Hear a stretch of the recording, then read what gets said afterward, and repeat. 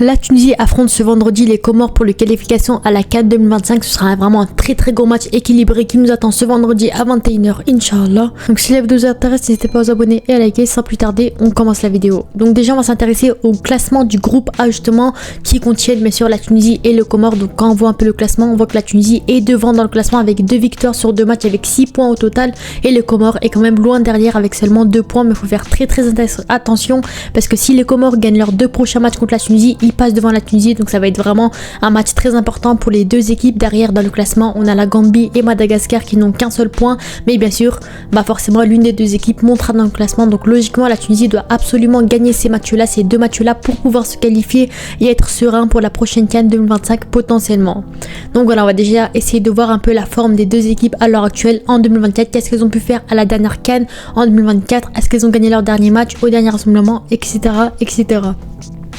Donc on va commencer déjà avec la Tunisie. Donc on voit que franchement la Tunisie c'est très compliqué en ce moment. On sait que la Tunisie a été récupérée par Fawzi Benzerti récemment en tant que nouveau coach de la Tunisie, après avoir récupéré Jalel Kadri si je dis pas de bêtises.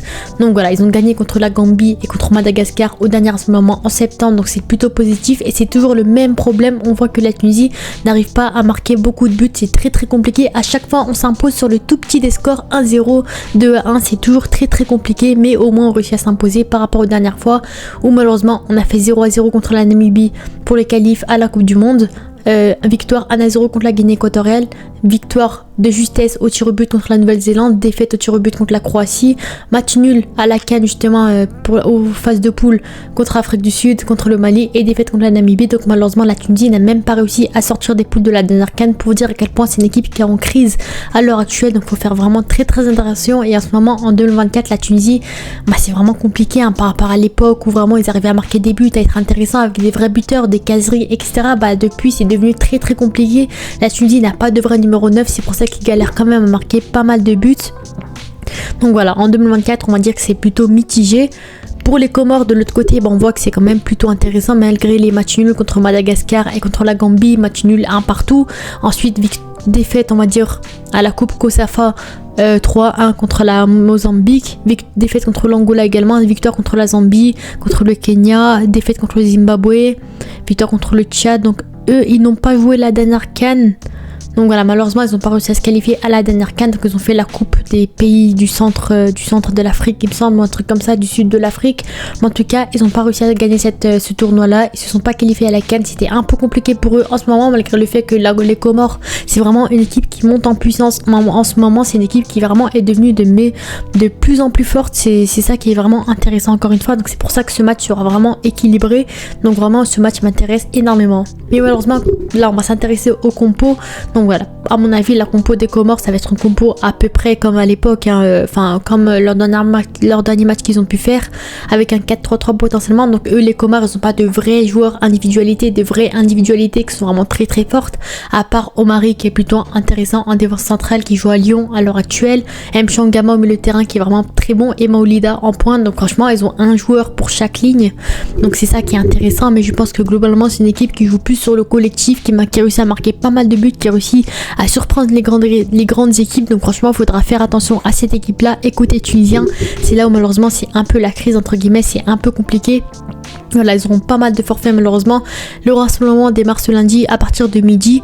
Et malheureusement il y a 5 joueurs forfaits. Ilia Saad qui est blessé, Ali Abdi qui est blessé. Donc Ali Abdi on le pardonne parce qu'il a marqué un but contre le PSG et s'est blessé sur ce match là. Ali Youssef qui est blessé, le buteur qui était vraiment très bon à Aken en Suède. Et malheureusement Dylan Brown et Elias Kirin qui ne sont vraiment pas sûrs. Donc à mon avis ces 5 joueurs là ne joueront pas les prochains matchs contre les Comores, ne seront pas titulaires potentiellement. Donc voilà, faut faire attention, ça va être compliqué, il faudra s'adapter avec les joueurs qu'on a, avec la liste qu'on a. Donc ça va être vraiment très compliqué. Donc j'ai vraiment hâte de voir comment Benzerti pourra aligner la meilleure compo possible pour gagner ce prochain match, Inch'Allah. Donc voilà, la liste un petit peu était plutôt intéressante. Donc apparemment il y a eu une erreur, apparemment Aymen Dahmed n'a pas été appelé et c'est plutôt Amenala Memich qui a été appelé. Donc moi je suis vraiment contente parce que Memich au dernier rassemblement a été plutôt intéressant, il a fait 2 clean sheets. Donc franchement très bon gardien, enfin un clean sheet et un match contre la Gambie gagné malgré l'erreur qu'il ait fait. C'était un gardien plutôt serein on va dire dans les cages. Donc pour moi je suis plutôt contente. En défense, bah voilà, j'avais déjà parlé un peu de la liste de la Tunisie, j'en avais déjà parlé. Voilà, malheureusement, Ali Abdi est blessé. Bah, à gauche, on n'a pas de vrai remplaçant, donc c'est pour ça qu'il faudra bricoler, peut-être mettre Keshrida à gauche ou voilà, peu importe, Gondry à gauche. Mais voilà, ça va être plutôt compliqué. C'est ça qui est vraiment pas logique, on va dire, de la part de Benzarti. Il a pris que Ali Abdi côté gauche, il a pas pris de vrai remplaçant. Au milieu de terrain, heureusement, on a pas mal de monde, donc ça c'est plutôt intéressant. Et en attaque, ailier droit, il n'y a pas de vrai ailier droit, à part Elias Saad. Bah, ça va être compliqué, donc franchement. Voilà, on va essayer de faire avec les moyens du bord. Donc voici ma compo, selon moi on va dire, contre l'équipe des Comores. Donc c'est ma compo, donc avec Memich dans les cages potentiellement. Après Memich en ce début de saison c'est un peu compliqué, j'ai l'impression qu'il est pas trop en confiance. Il fait pas mal d'erreurs, il fait beaucoup, voilà, il prend beaucoup de buts. Donc à voir entre Ben Saïd et Memich dans les cages, mais en tout cas tous les deux sont vraiment intéressants. En défense, Bouchniba à droite qui a vraiment été convaincant au dernier moment, donc pourquoi pas le voir à ce poste là. Défense centrale, Meriah Talbi qui bouge jamais, malgré le fait que Meriah pour moi c'est pas un grand défenseur de la Tunisie, à mon avis sera forcément titulaire. Et à gauche, à mon avis, il faudra bricoler et mettre Keshrida. Donc voilà, il n'a pas été appelé au dernier moment parce qu'il n'a pas de club, il me semble.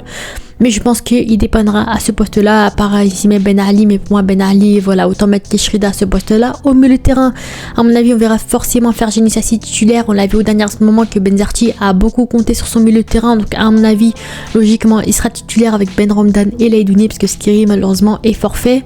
Et on attaque Bilal Mejri en pointe, Msekni à gauche et Rafia à droite. Donc voilà, on n'a pas de Ben Ouanes, on n'a pas de Elias Saad à droite.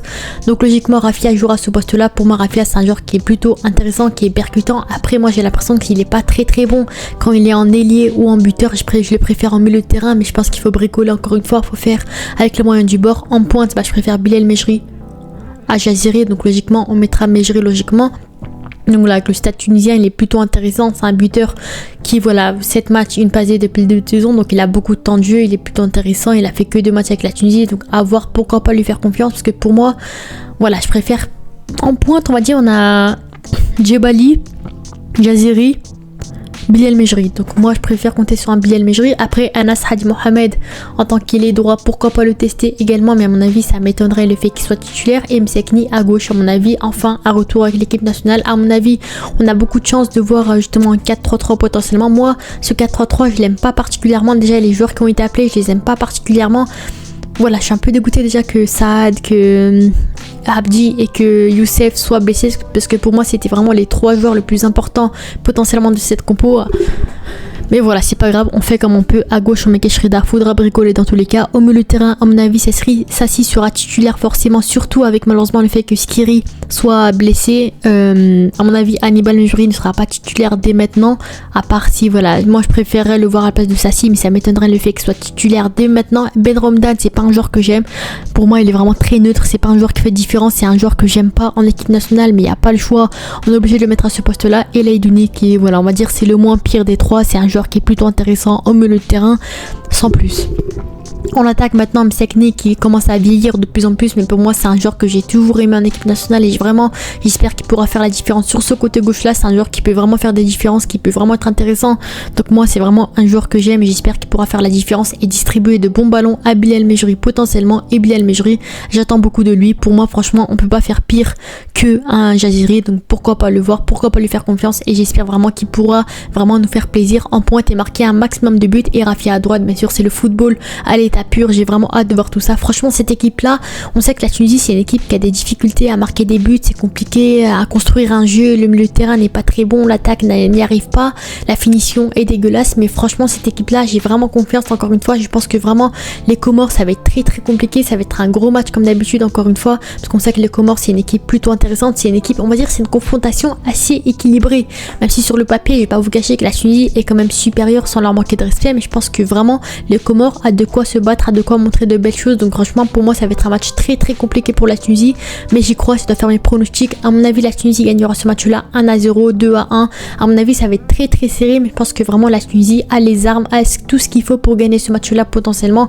Bien sûr les Comores c'est une équipe à ne pas sous-estimer, dans tous les cas ils peuvent créer la surprise, donc il faudra vraiment rester sur ses gardes. La Tunisie est connue pour sa défense, pour sa belle défense, donc j'espère vraiment que les gardiens et que la défense va assurer, et que surtout Bilal Mejri ou l'attaque ou peu importe qui est aligné en attaque, j'espère vraiment qu'ils vont assurer et pouvoir marquer des buts et pouvoir gagner ce match-là. Franchement, Benzarti, c'est pas un coach que j'apprécie particulièrement parce que voilà, il préfère les joueurs de championnat tunisien, appeler des joueurs comme ça, à chaque fois les mêmes joueurs, Bilal, Aït Malek, etc., etc. Mais franchement, pour moi, il y a des joueurs comme ça sur la liste qui ont les qualités qu'il faut pour marquer un maximum de buts et j'ai vraiment hâte de voir le football qu'ils pourraient nous proposer potentiellement.